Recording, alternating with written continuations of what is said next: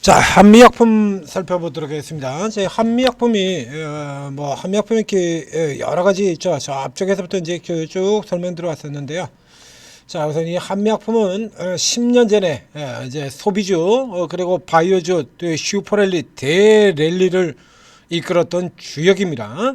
이렇게 뭐 어마어마했었죠. 저때 당시에 무려 17건의 기술 이전 기록 아직도 아무도 못 깨고 있는 겁니다. 이제 뭐 리가켄바이오가 이제 그 근처까지 접근을 하고 있습니다만 이미 10년 전에 저런 엄청난 기록을 세웠던 회사예요.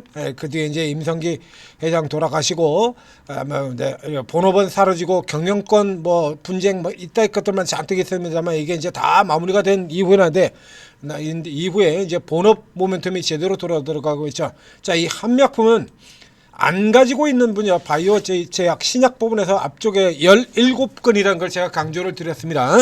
그러면 17건이 약 하나로 한 군데에서만 17개 기술 이전이 나왔겠냐 이거죠. 아니죠. 당연히 한미약품은 주요 제약 부문에서 파이프라인에 안 가지고 있는 게 없다라고 설명드렸었죠. 최근 같은 경우에 한미약품은 잘 아시다시피 B만 가지고 들어갔습니다. B만. 뭐 여러분도 잘 아시다시피 최근에 이제 B만 치료제 이거 가지고 갔죠? 한미약품. 자, 이거 가지고 이렇게 돌아갔는데요. 한미약품의 이 B만만 있는 게 아니고요. 심해도 있고요. 웬만한 건 다 있어요. 자, 이제 웬만한 저 앞쪽에서부터 쭉 설명드렸습니다. 자, 오늘 근데 한미약품이 어제까지 신고가였는데 오늘 아주 작정하고 두들겨 패는 형태죠. 이거 고가에서 이렇게 작정하고 두들겨 패는 리버설이죠. 최근 들어가지고 최근 들어가지고 더 중요한 의미를 띠고 있는 인사이드 리버설입니다. 안쪽에서 이렇게 두들겨 패는, 그러니까 전일 시세보다 넘어가지 않는 안쪽에서 이렇게 패는 이게 더 위험하다는 얘기 들었어요. 자, 이번에도 또 인사이드 리버설로 가서 부시고 내려 들어오고 있습니다. 뭐 악재가 나왔냐라고 할 정도로 굉장히 좀 센 한미약품이 저 바닥에서부터 시작해서 지금 더블을 이렇게 올라 들어오는 동안에 기존에 지금 가장 세게 두들겨 팼던 거는 여기죠. 여기 오버슈팅 되고 난 다음에 그 다음날 밀려 내려갈 때 이때 플러스 1%에서 마이너스 8.59까지 해서 약 10% 정도 내려갔던 거, 이게 지금 가장 큰 하락세였는데요.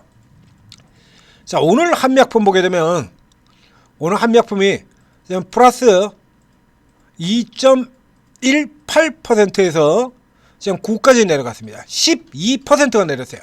그러니까 지난 4월달 이후로 8개월 동안 시세 중에서 지금 가장 강력한 형태의 매도가 나오고 있습니다. 지금 뭐가 나왔길래 이렇게 약세로 내려 들어가는 걸까요? 자, 살펴보기 전에 현재투자TV 구독, 좋아요 눌러주시고, 지금 한미약품 같은 케이스도 저희가 그래서 그 이전까지 지금 그런 내용들 끝나고 이제 돌아갈 때 같은 경우에 이 한미약품이 비만도 있습니다 라고 해서 이거 쭉 다 알려드렸지 않습니까?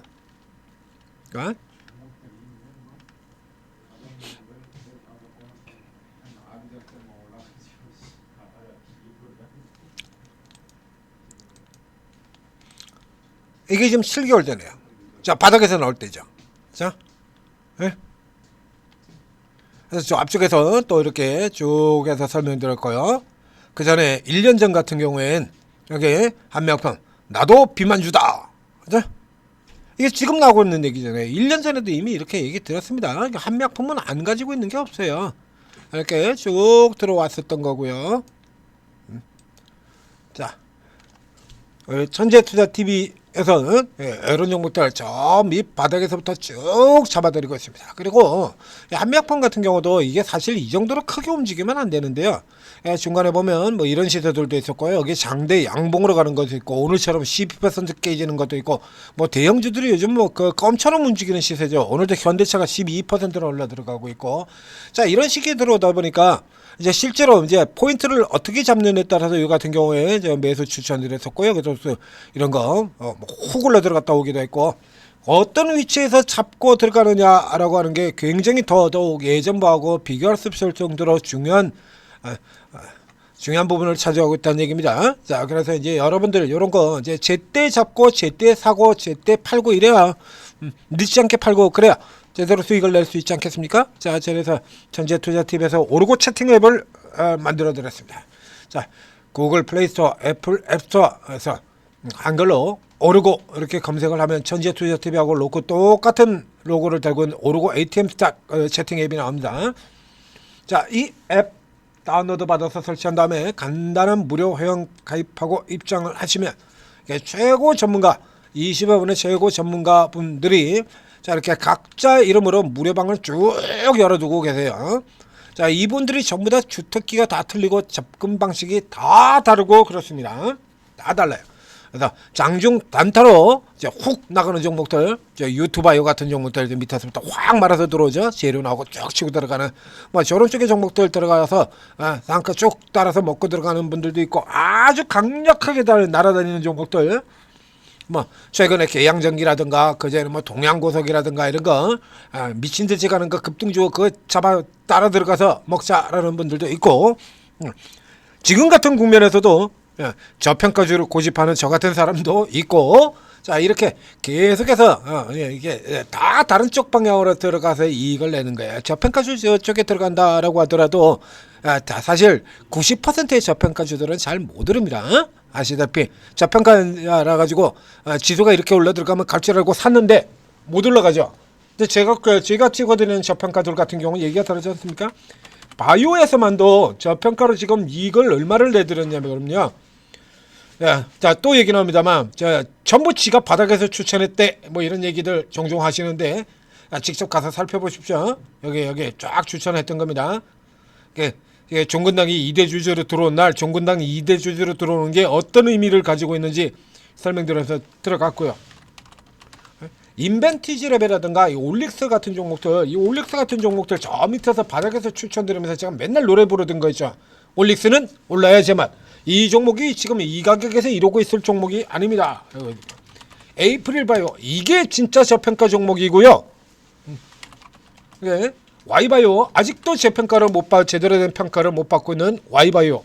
그렇죠? 온코니 그렇죠? 지난 봄에 오버행 떨어졌을 때 사서 찬바람 불 때까지 그냥 묻어버려라. 이게 몇 프로입니까 이런 거? 이런 거 다 찾아드렸어요. 바이오에서만도 지금 몇 개가 나왔냐 이겁니다. 그러니까 저희를 믿으셔야 돼요. 그러니까 다른 이상한 데처럼 뭔 되지도 않는 종목들 추천하고 그리고 그것도 또 그 종목 꺾이고 나면 슬쩍 동영상 내려버리고 그 금양이 그러고 있죠. 그 금양에다가 막 목숨 걸라 그러고 강남 아파트를 팔아서라도 사라 그랬던 인간들 다 잠수 타고 쓱 사라져버리고 내가 언제 그 추천했냐 그러고 이따 소리들 하고 있지 않습니까? 저희는 그런 것이 아니에요. 자, 오르고 잘 활용하셔서 성공 투자하시기 바랍니다. 자, 한미약품으로 되돌아 들어가 보겠습니다. 자, 이제 오늘 한미약품의 시세는 이게 개인 투자자들 같은 경우 이거 왜 이럴까 싶을까요? 이게 이게 왜 이러는 거죠? 오늘 한미약품? 자, 이거 오늘 한미약품이 재료가 나왔죠. 임상 결과가 발표가 됐는데요. 임상이 지금 잘 나왔거든요. 잘 나왔는데 지금 이게 지금 항암 신약에서 이중암체 항암 신약에서 일상이 잘 나온 게 악재가 되네. 그러면 우리가 또 다른 면으로 살펴볼 수 있습니다. 베타 컴플레이, 즉 주가 기반영이라는 게 있죠. 주가 기반영.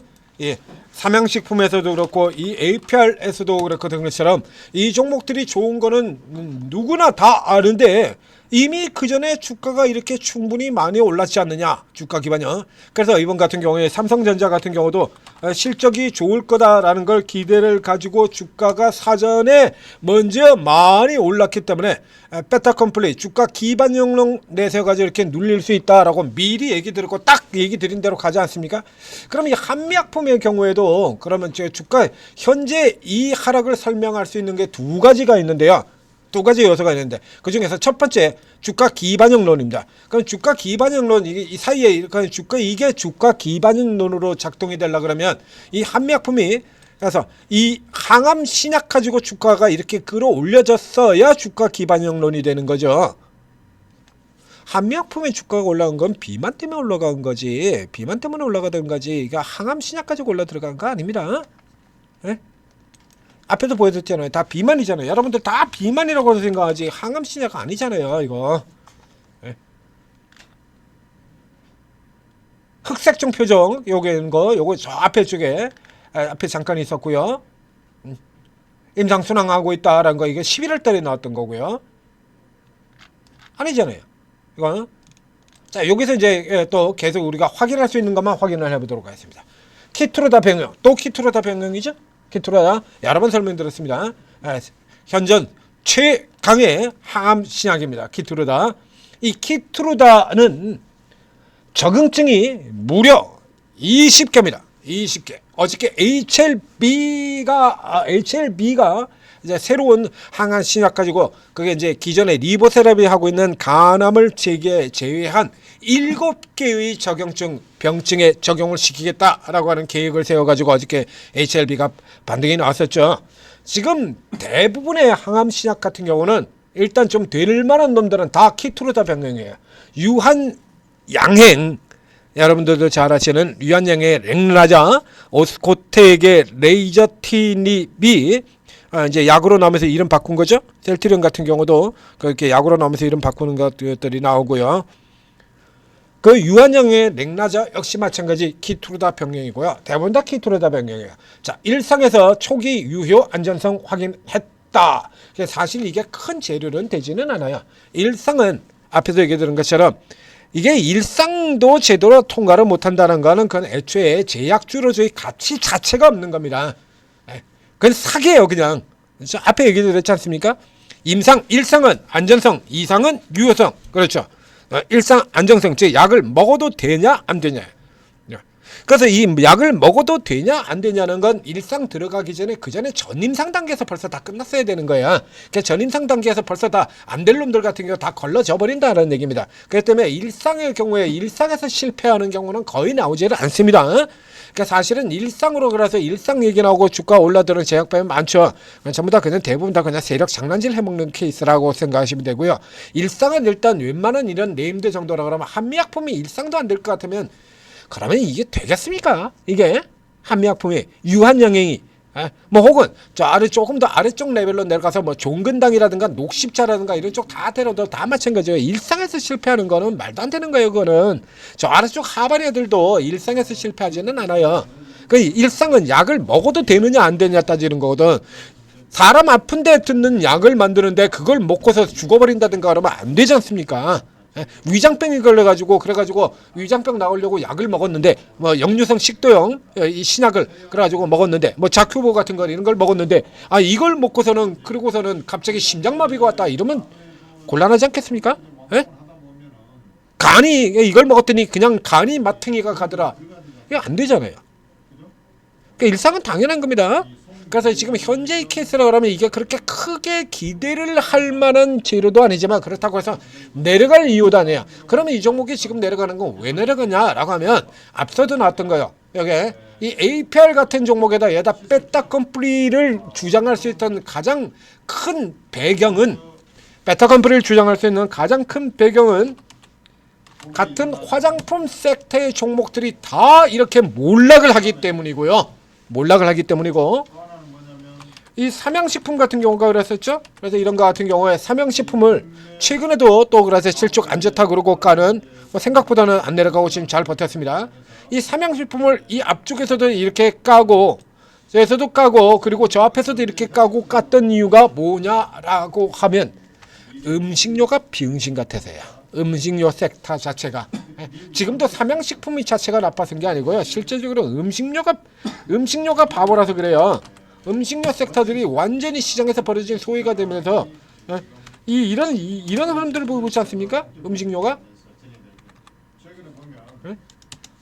이 음식료들이 이러고 있어요. 이게 음식료주가 다 이러고 있어가지고 삼양식품도 힘을 못 쓰는 겁니다. 예, 케이스가 똑같은 거예요. 그럼 이 한미약품 같은 경우도 지금 똑같은 케이스라서 이걸 네 종목만 보면 그래서 네 종목만 보면 안 된다라는 얘기입니다. 자, 열어가서 보시죠. 자, 한미약품 최근에 비만으로 올라간 종목이죠. 자, 그럼 비만 관련주들을 보자 이거지. D&D 파마텍 6%. 얘도 지금 두들겨 맞아버렸고요. DMF한테. 그리고 올릭스도 지금 4% 이렇게 내려오고 하나, 둘, 셋, 넷, 4일 연속 하락입니다. 그래서 올릭스가 지금 4일 연속 해가지고 12.9%가 내렸어요. D&D 파마텍 자 위에서 시가서 11만 원서까지 해서 10% 역시 마찬가지. 제가 분봉으로 가지고 이렇게 들어가서 살펴보게 되면 얘도 지금 12%가 내리고 있죠. 올릭스도 12%이고 이거 그냥 한 방에 반영한 거예요 이게. 얘들 내리는 것만큼 하락하는 걸 그냥 한 방에 반영한 거 이게 답니다. 그러니까 그렇게 놀라실 필요가 없는 거야. 그래서 앞쪽에서 이런 종목들이 이렇게 조정이 나온다라고 할 때는 동종 종목도 조정을 받을 수 있다라는 걸 염두에 두셔야죠. 자, 일단 지금 자리 같은 경우는 단기적으로 라인에 걸쳐서 들어왔습니다. 단기 라인에 걸쳐서 들어왔어요. 근데 이제 이게 제약주하고 이제 코스피 쪽하고 코스닥 쪽 뭐 조금 다르긴 합니다만, 그래서 저쪽이 아니라 이제 코스피 쪽으로 신다 그러면 또 일동, 저 일동 같은 경우를 또 살펴볼 수가 있겠죠. 저기 일동제약 같은 경우도 지금 역시 마찬가지로 고점에서 지금 15%가 내리고 있고 똑같은 추세 저점 단기 저점이 걸려 들어와 있습니다. 이제 여러분들 같은 경우는 이제 여기서 어느 걸 선택을 하느냐, 그래서 이런 케이스의 선택이다라고 하면 한미를 노리는 것보다는 비만의 이슈가 좀 더 강한 한미는 항암 신약 가지고는 일상밖에 안 되기 때문에 이거 가지고는 아직 안 되고요.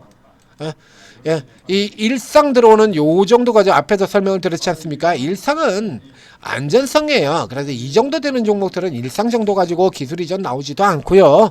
그리고 그거 가지고 들어가지도 못합니다. 그러니까 현재 상황에서 여러분들이 주력해서 살펴봐야 되는 거는 여기 같은 경우도 지금 그래서 단기 추세 저점 들어오고 있죠.